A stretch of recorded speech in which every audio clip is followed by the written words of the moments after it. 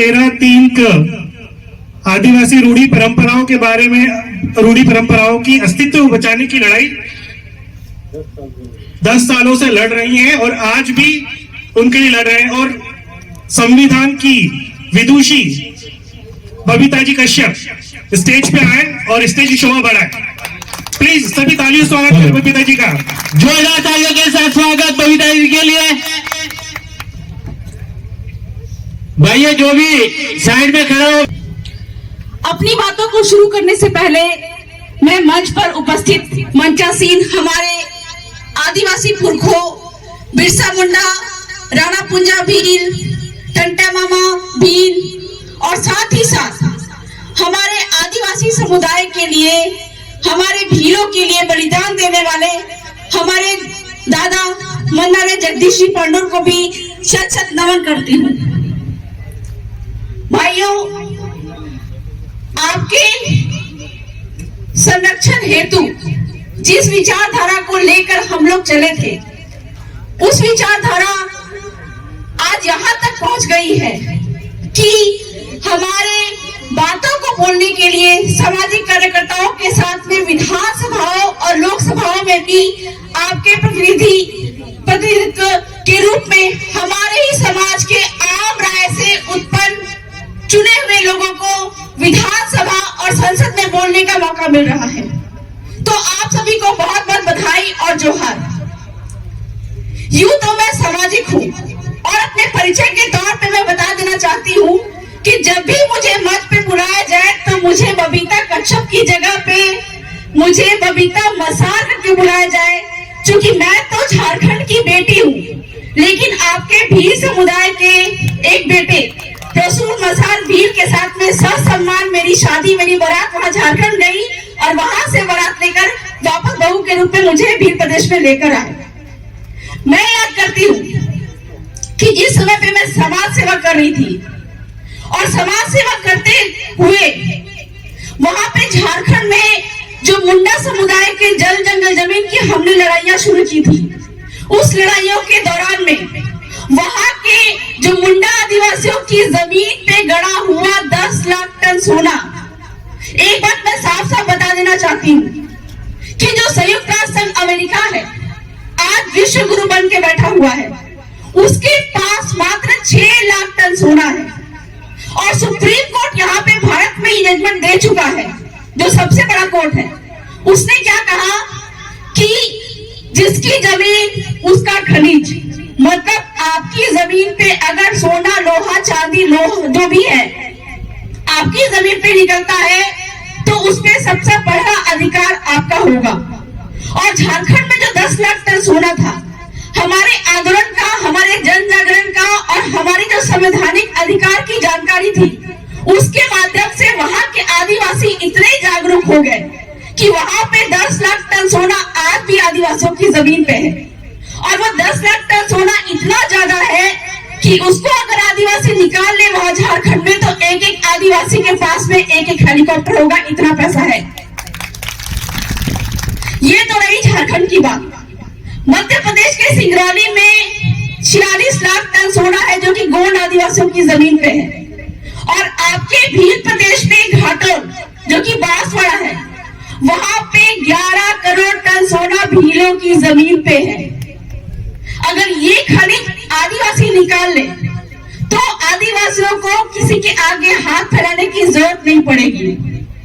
तो ये सारी जो जल जंगल जमीन खनिज की जो जानकारी है, ये जानकारी देने के लिए एक जो विचारधारा यहाँ पे चल रही है भील प्रदेश में, उसी का नतीजा है कि आज यहाँ पे भारत आदिवासी पार्टी के रूप में एक विचारधारा को संसद और विधानमंडल में उसको बैठाया गया। और इसकी जरूरत क्यों पड़ी, इसके बारे में मैं थोड़ा बताना चाहती हूँ। क्योंकि सुप्रीम कोर्ट ने एक बात बोली है, क्या बोली है, ना लोकसभा ना विधानसभा, सबसे ऊंची ग्राम सभा।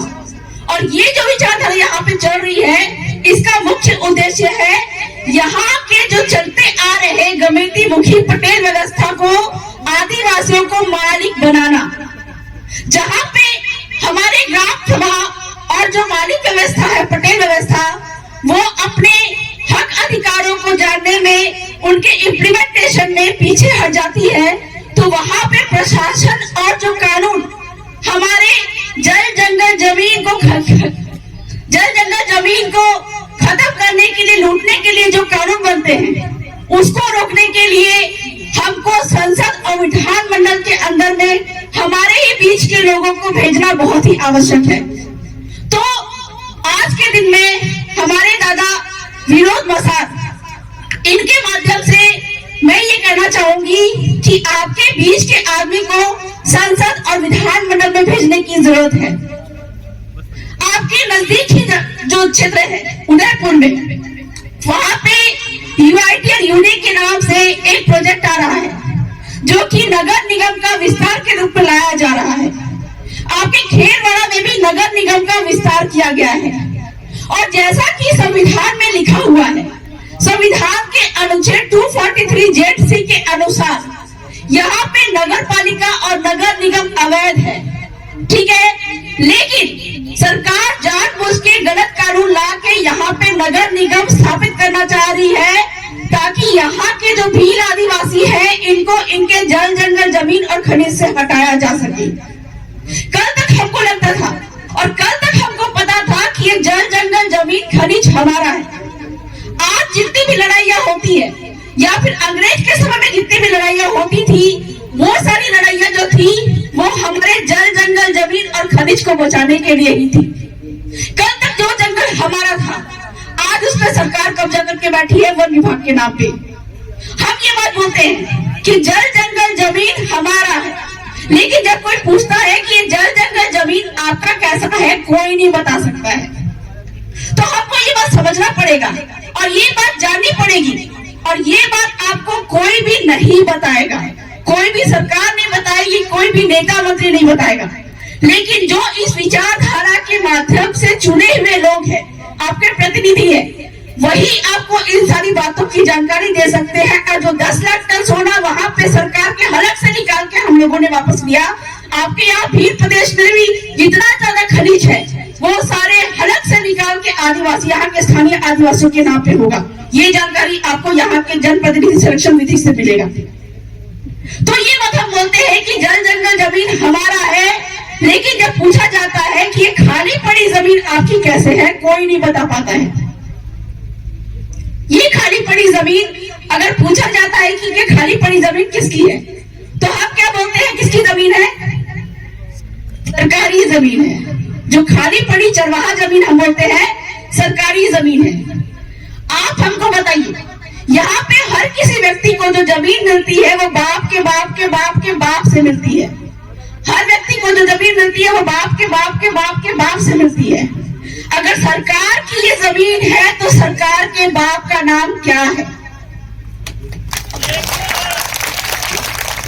ये खाली पड़ी जमीन जो है वो अगर सरकार का है तो सरकार को बोलो कि उसके बाप का दस्तावेज दिखाए, कभी नहीं दिखा पाएंगे। क्यों? क्योंकि हर 5 साल में सरकार का बाप बदल जाता है। कभी भाजपा की सरकार होती है, कभी कांग्रेस की सरकार होती है, तो कोई एक बाप नहीं है। तो ये खाली पड़ी जमीन है, ये नदी है, ये तालाब है, इस गांव के अंदर में वो सारी किसकी है? क्योंकि आपकी जो जमीन है वो जमीन तो आपके बाप के बाप के बाप के बाप से मिली है। अगर आपकी जमीन की बात होगी तो हम ये बोल सकते हैं कि मेरे पिताजी थे, उनके पिताजी थे। हमारे यहाँ पे लड़कियों को जमीन में हिस्सा नहीं देते हैं। क्यों नहीं देते? क्योंकि लड़की कल को अगर गैर आदिवासी से शादी कर लेगी तो जमीन भी गैर आदिवासी के पास में चला जाएगा। लेकिन आज हम अपनी जमीन सरकार को भी दे रहे हैं और गैर आदिवासियों को भी बेच रहे हैं। तो हमको ये जानना पड़ेगा कि ये जल जंगल जमीन और खनिज हमारी कैसे है। जिस समय यहाँ पे कोई नहीं था, कोई अंग्रेज नहीं थे, कोई तुर्क नहीं थे, कोई मुगल नहीं थे, कोई भी सरकार नहीं थी, उस समय 200 साल 300 साल से भी ज्यादा हमारे बाप दादा यहाँ पे थे। और इसी का उदाहरण है कि राणा पुंजा भील जो है,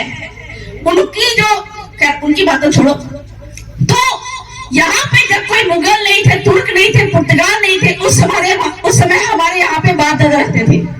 और उन्होंने क्या किया था कि ये गांव का सीमाना तय किया था। गांव का सीमाना तय करने के बाद में तय किया था कि ये पहाड़ इस गांव के सीमाने के अंदर यहाँ पे हमारे आने वाले वर्ष है, यहाँ से लकड़ियां तोड़ेंगे, यहाँ से वन उत्पाद निकालेंगे, खाली पड़ी जमीन पे हमारे पशु चारा चरेंगे, यहाँ पे नदी है, यहाँ पे हमारी महिलाएं पानी भरेंगी। ये तय करके उन्होंने गांव के सीमाना के अंदर में सारे नदी तालाब जंगल को अपने गांव के अधीन में किया। और जो पहला शीरावासी, हमारे जो खतरी का पहला जो पत्थर लड़ता है, वो ये निर्धारित करता है कि ये गांव हमारे उस खतरी का है, उसके नाम से है।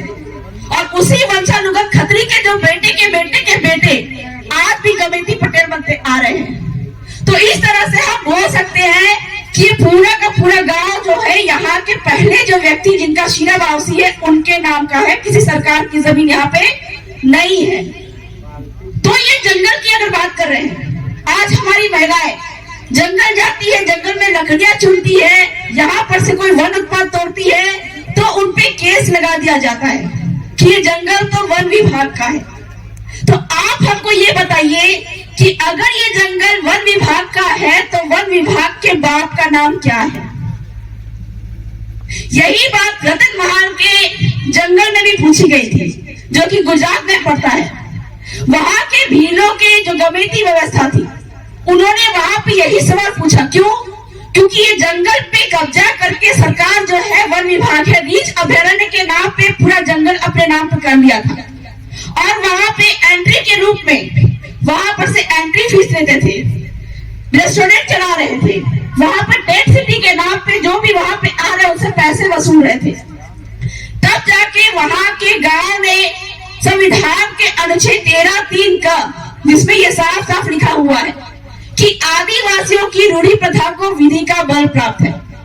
ये पावर का इस्तेमाल करते हुए उन्होंने अपने गांव में ये निर्धारित कर दिया कि ना लोकसभा ना विधानसभा, सबसे ऊंची ग्राम सभा। ये करके तब उन्होंने ये कहा कि ये जो वन विभाग के नाम पे आप यहाँ पे जो रीछ अभयारण्य, कल तक हम जाते थे कि हमारे बाप दादाओं का जंगल था, तो ये तुम्हारा कैसे है? उन्होंने ये पूछा कि ये जंगल अगर तुम्हारे बाप का है तो तुम्हारे बाप का दस्तावेज दिखाओ। तब जाके वहां पे वन विभाग ने क्या बोला कि ये जो जंगल आपको दिखाई दे रहा है, ये 114 आदिवासी भील आदिवासियों के नाम पे है। तो कुल मिला के ये समझ जाना चाहिए आपको कि ये गांव के अंदर में जितना भी नदी तालाब पहाड़ है, वो सारा हमारे गांव का है। और जब भी हमको लड़ाइयां लड़नी पड़ती है तो ये जो बात आती है, न लोकसभा न विधानसभा, सबसे ऊंची ग्राम सभा, जो कि संविधान के अनुच्छेद 13(3) का में लिखित है। और ये बात कहां से आई? ये बात सुप्रीम कोर्ट ने उड़ीसा के एक जजमेंट में कहा था। क्या कहा था कि वहां पे उड़ीसा में नियमगिरी पहाड़ी पे आदिवासियों की जमीन पे, आदिवासियों के पहाड़ पे बॉक्साइट का खनन कर रही थी ये कंपनी। और उस कंपनी में वहां के ग्राम सभाओं ने मना कर दिया कि हम अपना पहाड़, चूंकि ये पहाड़ पे हमारे देवता बसते हैं, ये पहाड़ जो है हम किसी सरकार को नहीं देंगे, किसी कंपनी को नहीं देंगे। तब जाके उन्होंने सुप्रीम कोर्ट तक अपनी बात पहुंचाई। और बात पहुंचाने के बाद में वहां पे सुप्रीम कोर्ट खुद उस गांव तक आए। और गांव में आने के बाद में उन्होंने कहा, गांव से पूछा कि क्या आप अपनी जमीन इन सारे सरकार को या इस कंपनी को देना चाहते हैं? तो वहां पे 21 पाल पटेल गमेती बैठी। और बैठने के बाद उन्होंने ये कहा कि हम अपनी पहाड़ जो है किसी सरकार, किसी कंपनी को नहीं देंगे। तब जाके सुप्रीम कोर्ट ने कहा कि मैं 21 ग्राम सभाओं के खिलाफ में नहीं जाऊंगा। और उस दिन से ये निर्णय आया, न लोकसभा न विधानसभा, सबसे ऊंची ग्राम सभा। लेकिन आज हम अपने गांव के पावर से अनभिज्ञ हैं। और ये विचारधारा जो चल रही है, इसका मुख्य उद्देश्य यही है कि हमारे जो निचले तबके के, सबसे निचले तबके के लोग हैं, इनको उनका पावर दिलाना, उनके पावर का एहसास दिलाना, जो कि सुप्रीम कोर्ट के 5 जनवरी 2011 के जजमेंट में भी लिखित है। क्या बोला गया है कि 92% जो लोग हैं इस भारत देश के निवासी, वो विदेशी है, आक्रमणकारी है और उनकी संतानें हैं। और जो 8% आदिवासी यहाँ पे रह रहे हैं, जो भील आदिवासी यहाँ पे रह रहे हैं, वो इस भारत देश के असली मालिक हैं। और बाकी के सारे विदेशी है और आक्रमणकारी हैं। तो इस गांव के पावर का इस्तेमाल किया गया बहुत सारे जगहों पे, जैसे आपके जो उदयपुर में नगर पालिका बैठ रही थी यूडीए के नाम पे, उस यूडीए के नाम से जो प्रोजेक्ट वहां पे बैठ रही थी, वहां के ग्राम सभाओं ने साफ साफ मना कर दिया। तब वहां का जो प्रोजेक्ट है वो वहां से हटा दिया गया, चूंकि ग्राम सभाओं के पास में वो पावर था। लेकिन आज ग्राम सभाओं ने ये पावर के तहत हर प्रोजेक्ट को रोक लिया, लेकिन फिर से नए कानून बना के संसद और विधानमंडल में जो बाहरी लोग बैठे हुए हैं वो नए कानून बनाते हैं और आपको फिर से विस्थापन करने का नया कानून लेकर आते हैं। तो उस कानून को रोकने के लिए बहुत जरूरी हो जाता है कि आपके बीच के व्यक्तियों को ही चुनकर संसद और विधानमंडल में भेजा जाए। और इसलिए ये जो पार्टी है बाप पार्टी, इसके माध्यम से आपके जो आम राय से सिलेक्टेड व्यक्ति है, जो कि जल जंगल जमीन और खनिज के सारे अधिकारों को जानते हैं, विनोद जी मसाद, इनको चुन के विधानमंडल में भेजने की आवश्यकता है आप लोगों को। क्योंकि हमारे विचारधारा से चुने हुए 2 विधायक हैं, इन्होंने संसद और विधानमंडल की जो बातें हैं इनको विधानसभा के पटल पे रखा है। जो 100% आरक्षण की बात कर रहे हैं, जो कि अभी दादा ने बताया कि 10% आरक्षण ईडब्ल्यूएस को संविधान के विरुद्ध में दिया गया, लेकिन आदिवासी समुदाय को जो 100% आरक्षण प्राप्त है उसके खिलाफ में जितने भी यहाँ के विधानमंडल के बैठे हुए जनप्रतिनिधि हैं वो लगातार कानून पे कानून बनाए जा रहे हैं। तो आपके बीच के ही सिलेक्शन विधि से चुने हुए 2 विधायक राम प्रसाद जी डिंडोर और राजकुमार जी रोत ने विधानसभा में ये बात रखी कि यहाँ पे जो आरएएस और आरपीएस का जो पोस्ट है वो सिर्फ और सिर्फ यहाँ के आदिवासी भील आदिवासी से ही भरे जाने चाहिए, और यहाँ पे जितने भी नौकरियां होती है वो सिर्फ और सिर्फ उन पे यहाँ के स्थानीय भील आदिवासियों को ही भर्ती करनी चाहिए, जो कि संविधान में लिखित है। नगर पालिका नगर निगम यहाँ पे अवैध है, ये बात भी उन्होंने विधानसभा में रखी, जो कि वहां के राज्यपाल ने मान भी लिया है।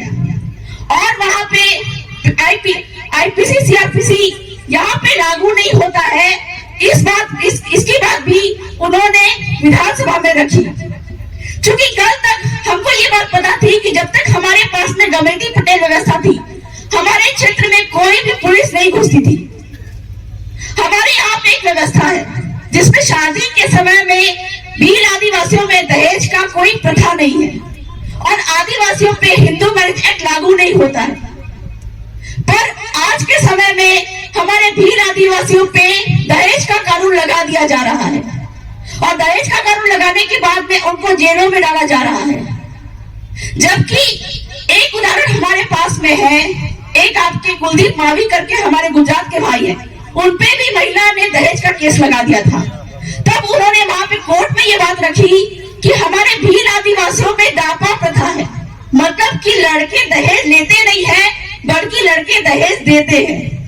ये बात जब उन्होंने वहां पर रखी तो कोर्ट ने बोला कि आप अपने मैटर को ले जाके ग्राम सभा के बीच में रखिए, और इस प्रकार से दहेज का केस जो उस व्यक्ति पे लगा हुआ था वो हट गया।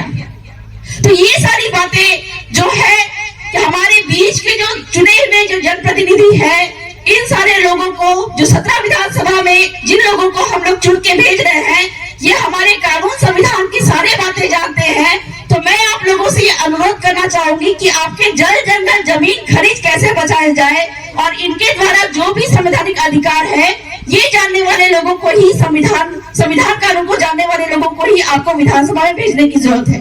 तो बहुत बहुत जोहार, जय आदिवासी, जय Bhil Pradesh. Thank you Babita ji.